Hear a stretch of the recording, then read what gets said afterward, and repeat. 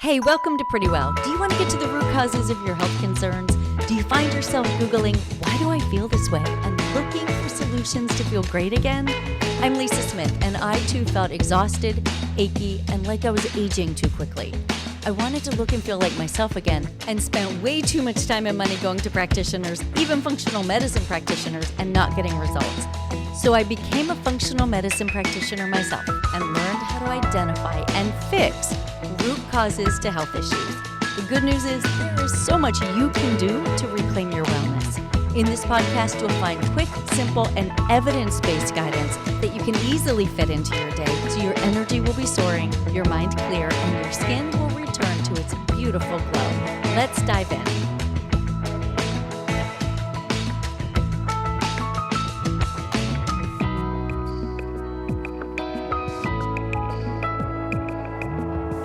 Welcome back to the Pretty Well podcast. I'm Lisa Smith, and today we're talking about fascia. Now, I've had some amazing guests on Pretty Well talking about fascia, and they've talked about how to keep your fascia hydrated and agile and fluid.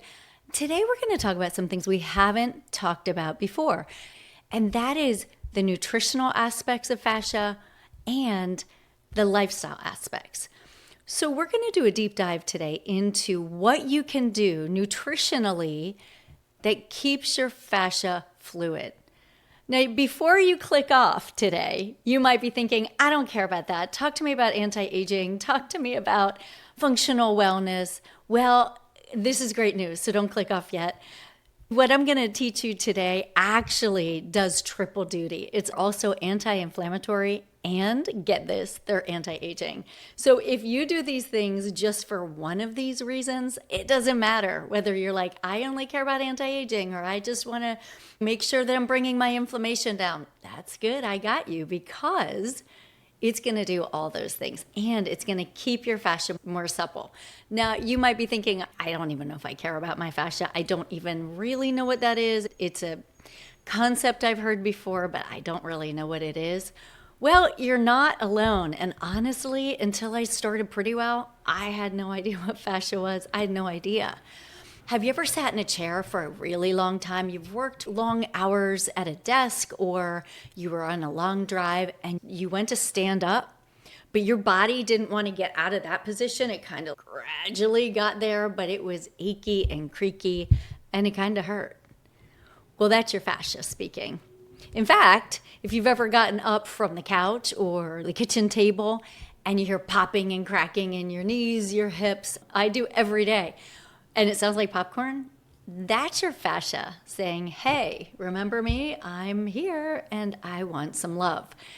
So your fascia impacts more than you're going to learn today. It is not just a physical piece of your body. It spans physical, emotional. Wait till we talk about it. But let's do a step back. Let's do a little fascia one-on-one. What is it and who cares? First of all, it is the wrapping around all of your muscle fibers. So your muscles are made up of fibers, and they kind of look like a bundle. That makes up a muscle. These are all little fibers, and then within them are fibrils. It not only wraps the muscle, but it wraps all the little fibers and the fibrils all around. It wraps everything from your head to your toes, your organs, tissues, nerves. It wraps your nerves. We can think of it like gift wrap, but it's so much more. It is sensory rich. And what that means is that it is loaded with nerve endings.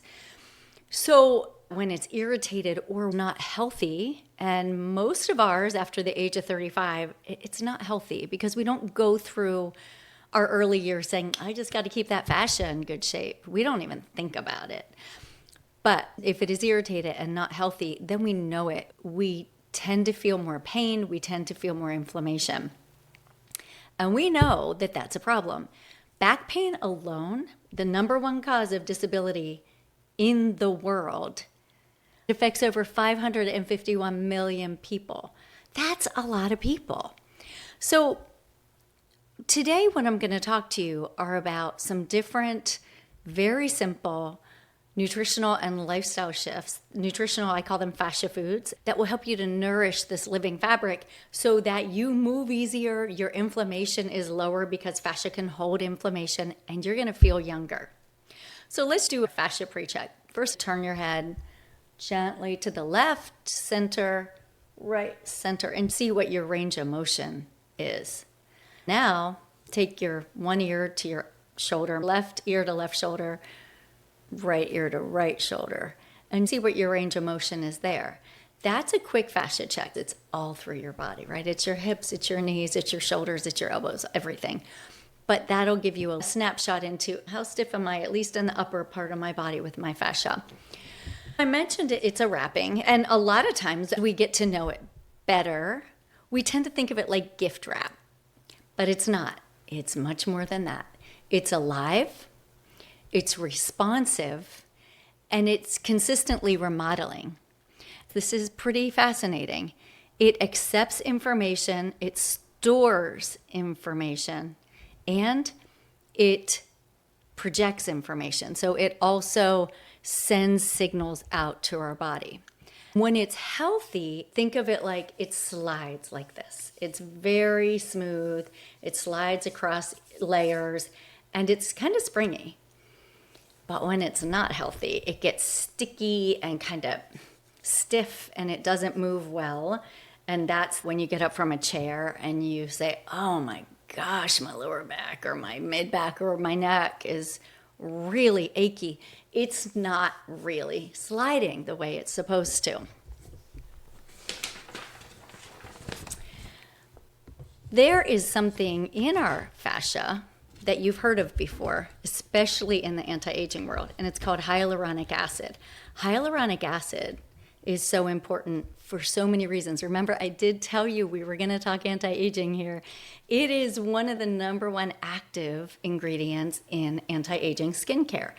Why does that even matter? Well, hyaluronic acid is a humectant. So what that means is that it absorbs water and it hangs onto it and it plumps things up. That's why we want it in our face. If our neck is getting crepey, we want products with hyaluronic acid because once they attach to our skin, it's a pretty big molecule. It doesn't actually absorb all that well. But once we have some of it on our skin, it does attract moisture and it holds it. That's also why some of us take it internally. In fact, in a few weeks, I'm doing a whole breakdown. The whole episode is going to be about hyaluronic acid and the benefits. Should you take it internally? What are the benefits? Are there any downsides? For those of us who do take it internally, it helps to retain moisture, keeps our tissues from dehydrating. Hyaluronic acid is a main player in your fascia. So that's what keeps it moist and kind of plump and springy.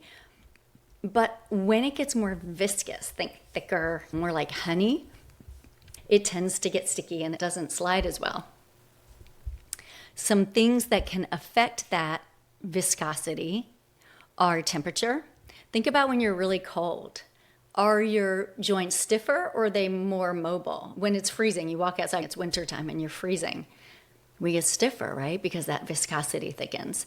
And then a couple other factors that influence the viscosity of hyaluronic acid are movement. So the more we move, the more you do either restorative activity like different types of yoga, Pilates, walking, swimming, biking, that movement keeps that viscosity less thick and it keeps your fascia moving and sliding better.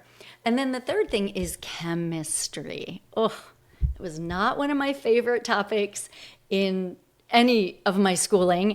I just could never get the concept of chemistry, but biochem is something I could. So we're talking biochemistry and the way that our food choices, which equal our body's biochemistry, how they impact our fascia. So before we jump into that, let's talk about a common scenario. Think about Sarah. Sarah thought she just had tight hamstrings. She works a 9-to-5 desk job, so she's sitting most of the week, 5 days a week, all day, each day. She thought these tight hamstrings were causing her some pain and lower back problems. But really, what's happening is that her desk-bound days, combined with low mineral content, are causing sticky fascia. By adding in 1 to 2 movement breaks per hour when she's sitting and increasing the minerals in her hydration, we can see Sarah's stiffness and achiness, we can see that start to drop significantly, even by 50% within just a couple weeks. So that's that biochemistry piece. And I'm going to jump into how do we mineralize so that we really help that fascia to be more hydrated. But before I do that, I want to give you a visual of what fascia healthy versus not healthy looks like. If you've ever seen a picture of maybe strands of hair when it's, micro image and it looks like strands that are all together and they're smooth and round. That's what fascia looks like when it's healthy. It's smooth. The layers just lay on top of each other so they can slide. But when it's cranky, it looks like my hair after a beach day. And I'm telling you, that is not a good look.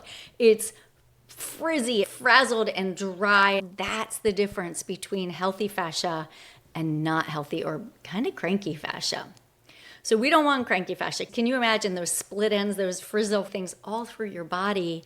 Instead of sliding, they kind of get stuck on each other and it just doesn't feel good. So this is something that is contributing to your stiffness, achiness. If you're finding reduced range of motion, fascia is involved in all of this. So what are fascia foods? I'm going to give you a framework for how to properly feed and care for your fascia. The number one thing when it comes to nutrition is hydration. And that's more than water. It's more than what you think. So you hear hydration all the time. And I had a conversation with a group recently and I said, how much water are you supposed to get? And I was kind of shocked. The answers were all over the board. How much water should you be drinking? We hear a lot of things, and there have been some studies that have come out fairly recently that have said, we don't need as much water as we've been told. Well, that's not true. We do need as much water as we've been told. Our bodies tend to be more dehydrated. In a perfect world, if we're always hydrated, we may not need that amount that's being recommended, but we don't live in a perfect world. And most of our nutritional decisions and choices tend to dehydrate us. So we do need to make sure we're very intentional about our hydration. How much water should you be getting? Anywhere from right around 64 ounces is a really good ballpark. And that's what they said way back in the day, like decades ago. They used to say 8-ounce glasses. And then, they've shifted around and made it kind of like more trendy to say different things. Honestly, the ideal is half of your body weight in ounces.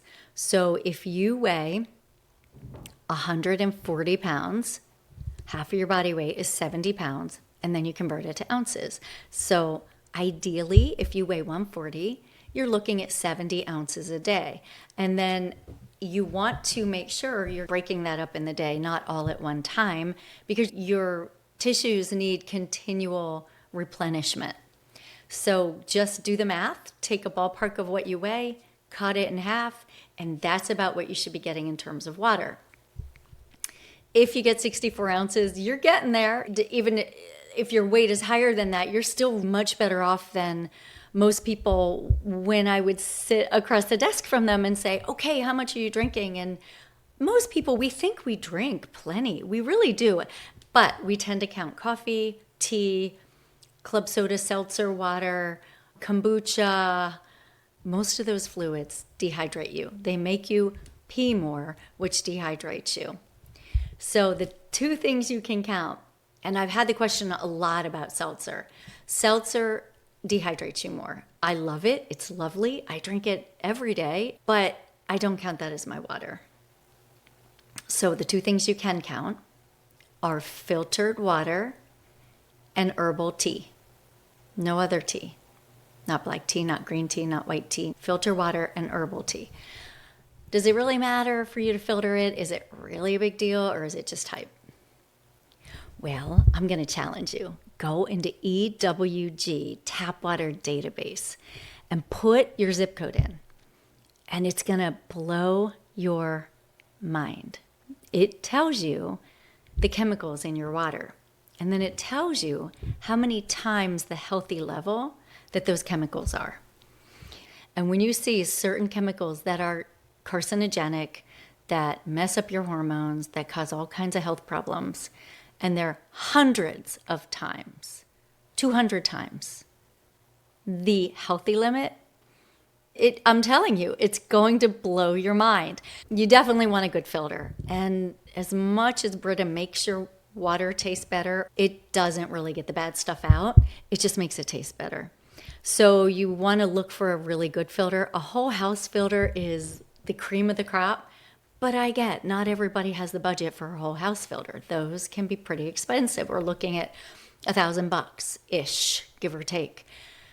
A great option that is far more affordable. I use an Epic water filter pitcher that looks a lot like a Brita. It's an Epic. It's more expensive than a Brita, but they have the research to back up what it takes out. And it's independent third-party research. You can look it up. You can get it on Amazon. I will put a link in the show notes for the Epic.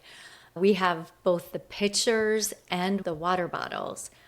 I like them both. The thing is, with the travel water bottles, with the straw, you have to suck really hard initially, and then it eases up. If that's annoying for you, maybe stick with the pitcher in your fridge and then get a glass water bottle with a silicone sleeve or a high quality stainless steel water bottle. Filtered water. Now, you want to mineralize that water. How do you do that? There are lots of options. You can buy trace minerals. There are some fantastic brands on the market. I find that gets a little tedious. You can also use electrolytes. Now, there are lots of crappy electrolytes on the market. When they color your water and flavor your water and add artificial sweeteners, they're doing more harm than good. But you can get some clean versions like Element, LMNT is what it is, or Ultima is pretty good. I like unflavored electrolytes because they don't have any junk in them. They only have potassium, magnesium, and sodium. And I like the brand Body Bio. I'll put that link in the show notes. I use them every day, and it just tastes like you're having mineral water. Now, you might be thinking, well, how do I have to do it all day? The beauty about the Epic water filter is it's not like reverse osmosis, which takes absolutely everything out of your water. The Epic water filter just takes out the bad stuff and leaves in the good minerals. But you still need more minerals to really nourish your fascia. To answer your question, no, you don't need to add it all day long. I usually add minerals in the morning when I get up because you're dehydrated. Right when you get up in the morning, you want to drink ideally 8 to 16 ounces of water before any caffeine, coffee, tea. Grab a glass of water, add some minerals or electrolytes, and then drink that. Then start your other stuff, and your body will thank you. It'll be so much more hydrated. So I use my electrolytes in the morning, and I use them toward the end of the day. Like after dinner, I do another glass. When I take my nighttime vitamins, I take magnesium and vitamin D. That's when I will also add electrolytes into my water again. So we talked about the number one piece of nutrition for your fascia, and that is hydration, filtered water with minerals. The next thing, let's talk about fascia foods. Fascia foods are so important because they're the building blocks of your fascia. But guess what? They're also the building blocks of some other things that are really important for your health. So this is protein. Protein's imperative. You need to get a certain amount of protein in every day. That will help to rebuild the structure of your fascia. The importance of protein cannot be overemphasized.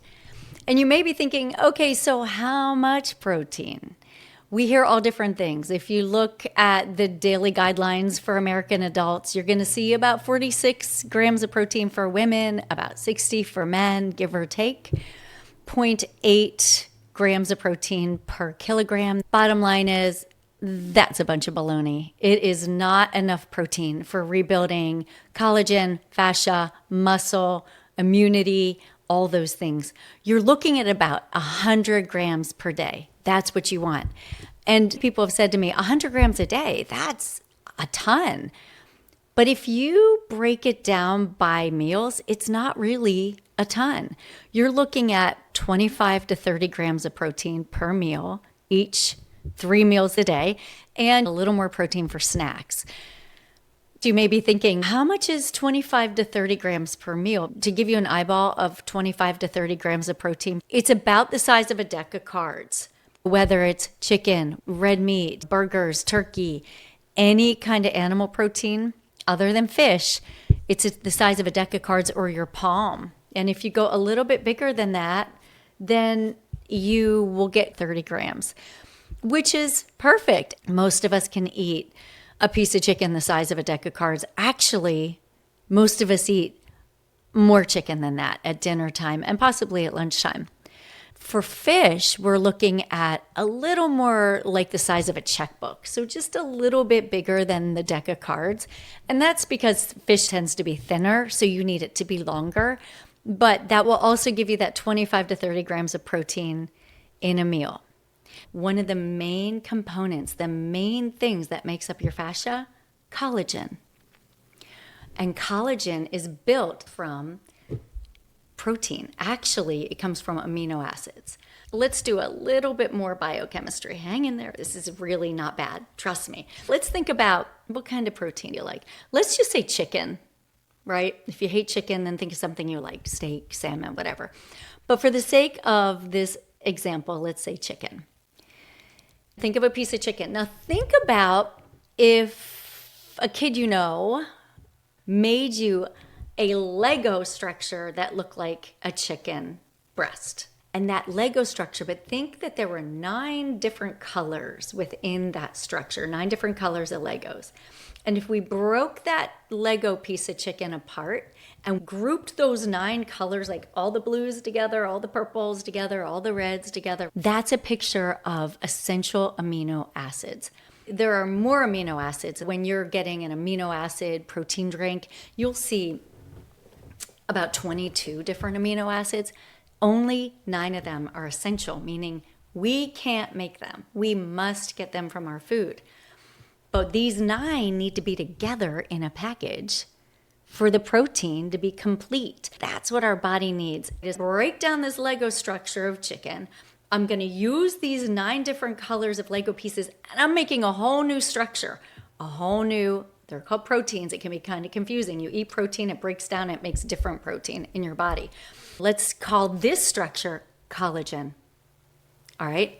You need all 9 colors, but in different formats, put together in a different shape. That makes collagen. And that collagen is the same anti-aging collagen. This is where it gets so exciting. It's the same anti-aging collagen that's in your skin, joints, and muscles. And that's why some of us take collagen for anti-aging. Some of us take collagen for joint health. Some of us take collagen to heal our gut. But it also is the main component of your fascia. You see, I did promise you this would have multiple applications. Anyhow, you break these down, you get these amino acids. These are the Legos, the 9 colors of Legos. And then they rebuild in its collagen that then builds the scaffolding that makes the fascia, that keeps the fascia healthy and makes our skin, nails, hair, joints. This is a cool thing to know. Picture this. The protein gives you the amino acids, the Lego blocks, that build the scaffolding for the collagen. The collagen builds the fascia. Collagen is the scaffolding. But get this, if you don't have vitamin C, even if you have the protein, there's no scaffolding being built. So you got to make sure your diet not only includes the right amount of protein, but it also includes vitamin C. We think of citrus as being a great source of vitamin C, and it is. But an average orange may have about 80 milligrams of vitamin C.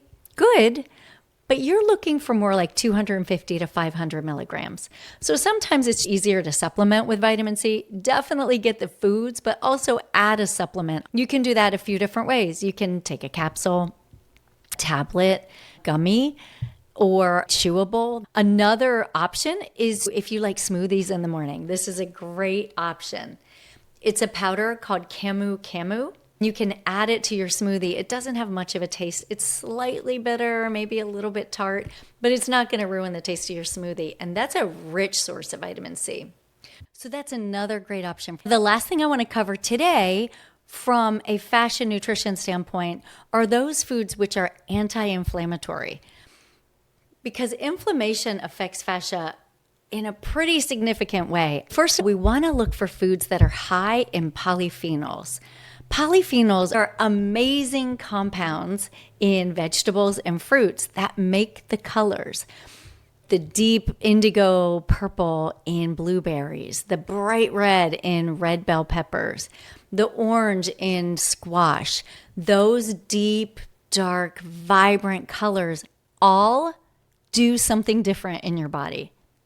They're all anti-inflammatory and they work synergistically. It's like a puzzle that comes together. And the more you build out that colorful puzzle in your diet on a regular basis, the more you will be addressing inflammation at its source. This is why we're told to eat the rainbow. So the more variety you end up getting into your diet, the better. This also includes turmeric as a spice and green tea. Think variety, think rainbow. And that helps you to reduce inflammation, which helps not only improve fascia, but it improves everything else. We know that the root of chronic disease is inflammation, chronic inflammation. So the more we do from a diet and lifestyle standpoint to address inflammation, the better off we'll be, and the slower you'll age. The second thing that's extremely powerful in reducing inflammation in your body are omega-3 essential fatty acids. Omega-3s come from fatty fish like wild-caught salmon, sardines, anchovies, mackerel. Those are the fish that are highest in omega-3 fatty acids. You can get omega-3s from vegetarian sources, from things like chia seeds, flax seeds, some hemp hearts, walnuts, but they're not nearly as powerful as the ones you get from fatty fish. So I just want to make that point that if you tend to eat more of a plant-forward diet, or even if you're full-on vegetarian or vegan, you can get vegetarian sources of omega-3s, but you have to be more intentional. Another source is algae oil. That can also be a good vegetarian source of omega-3s. Omega-3s are one of the top things you can include in your diet through food or supplements to bring down inflammation. My go-to for omega-3s, my favorite brand is Nordic Naturals. If you're looking for an omega-3, don't buy the cheap one at the big box store or the grocery store. They can be full of toxic chemicals as well as heavy metals. You want to go with a company that's third-party verified. So some other company comes in, tests that fish oil, and make sure that it's not high in things like mercury. That's why I like Nordic Naturals, because that is what they do. But what I've started doing that I like is using a supplement called SPMs, and that stands for Specialized Pro-Resolving Mediators. And those are the active ingredient in omega-3s that have been concentrated into a gel cap. Think of them like omega-3s on steroids. And they're super effective for reducing inflammation. I always have them in my cupboard, SPMs, and I have another supplement called boswelliazyme from a company called Energetics. I'll put a link in the show notes for both of those products, just following the directions on the bottle. They powerfully reduce inflammation.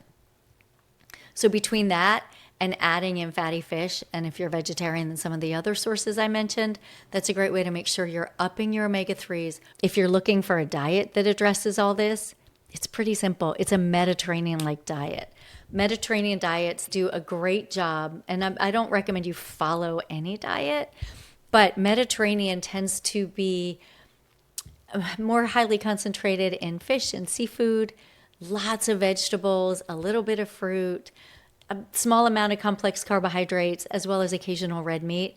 It is ideal for keeping inflammation down. Plus, it's very low in processed foods and very low in refined sugars, so that one tends to be an eating lifestyle that people tend to feel very healthy and vibrant, and they love their food. Nothing worse than making yourself go on a diet where the food stinks and you're just grinding through. That's what I like about the Mediterranean type of eating. It's delicious, it's fresh, you feel amazing when you eat that way, you sleep better, your energy's better, and it brings inflammation down.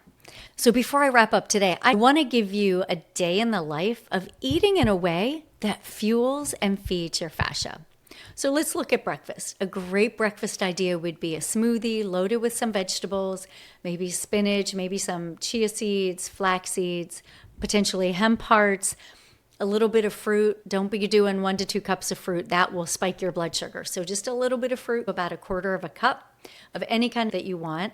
Then some plant protein, and you could even add some collagen.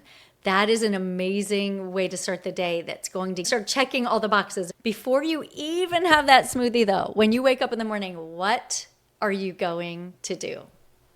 The first thing, before your coffee, your tea. Yes, that's right. You are going to have a glass of water that's been filtered, and you're going to add some electrolytes or some mineral drops to begin to remineralize and to hydrate your body. Then you'll go into that delicious collagen spiked smoothie. And then let's talk about an option for lunch. If you tend to be more plant forward, you might do a bowl that has quinoa and chickpeas and lots of vegetables, as well as, arugula. Some of the vegetables might be roasted peppers. That way you're getting your vitamin C, your phytonutrients, maybe some avocado, some sweet potato cut up from leftovers the night before, and maybe you make a dressing out of olive oil with a squeeze of lemon, and you have a cup of green tea for lunch. Sounds amazing, right? And so delicious, fresh, and it's feeding your fascia. Now, if you tend to like a little more protein at lunch, I do. My body burns up protein fast. So I would take that, and instead of the chickpeas, I would most likely put on some leftover grilled chicken or salmon from the night before. My choice for lunch. A big salad with some sort of protein on it and lots of colorful vegetables with just a quick, easy homemade dressing. Dinner, you might choose to have 6 ounces of wild caught salmon along with some garlicky broccoli, and you might have a sweet potato with tahini drizzled on top, and maybe some berries for dessert. Throughout the day, you're getting hydration, right? To get that right amount of water, filter water. And then after dinner, after you've had a chance to digest, you might do a glass of water with some electrolytes or mineral drops. That's a great day in the life of how I make sure I'm filling my meals with fascia-feeding foods. Next time, I'm going to unpack this even further. I'm really going to talk to you about how does inflammation affect your fascia, because it is crazy. You're going to see this picture and you won't forget it. Next time you're really achy and stiff and sore, you'll be like, oh, I'm picturing that in my body right now. And that'll help you to remember, first of all, why these foods and hydration are so important. Second of all, what you can do from a lifestyle standpoint to help get rid of some of that achiness, reduce inflammation, and slow the rate of aging. Thank you for joining me today. I appreciate you. I love that you join me every week. And look forward to talking with you next week. Until then, stay pretty well. Bye.